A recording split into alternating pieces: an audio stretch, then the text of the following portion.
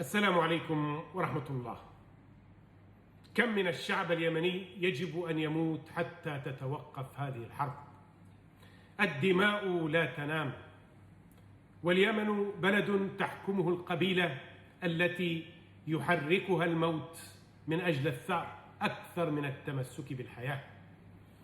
ما يحدث من صراع بين الأطراف اليمنية ما هو إلا حروب عبثية وغباء سياسي وطمع في المال والسلطة وبعد عن الدين والأخلاق والقيم والوطنية، وليس للشعب اليمني أي مصلحة فيما يحدث.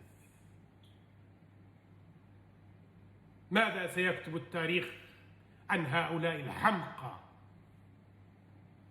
الذين زرعوا الموت في بساتين الحياة ويجبرون الفقراء على استقبالهم ورفع صورهم في الشوارع التي لونتها دماء الأبرياء؟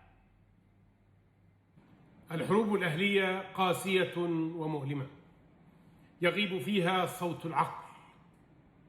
حصدت أرواح مئات الآلاف من المدنيين والعسكريين، وبنيت المقابر بدلاً عن الجامعات والمستشفيات والمصانع، ودخلت الأطراف السياسية في مغامرات سياسية لا نهاية لها.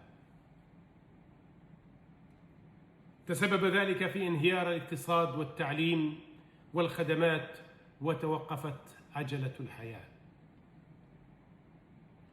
من المستفيد من كل ذلك الدمار غير تجار الحروب والقادة الفاسدين من كل الأطراف.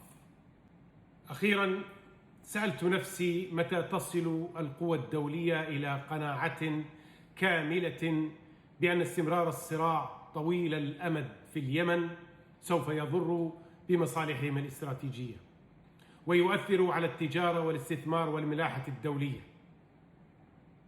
أتمنى أن يصل اليمنيون إلى قناعة كاملة بأن السلام هو الطريق الوحيد لتحقيق الأمن والاستقرار والتنمية والنهضة والرخاء وبناء الدولة اليمنية العادلة التي تستوعب جميع اليمنيين.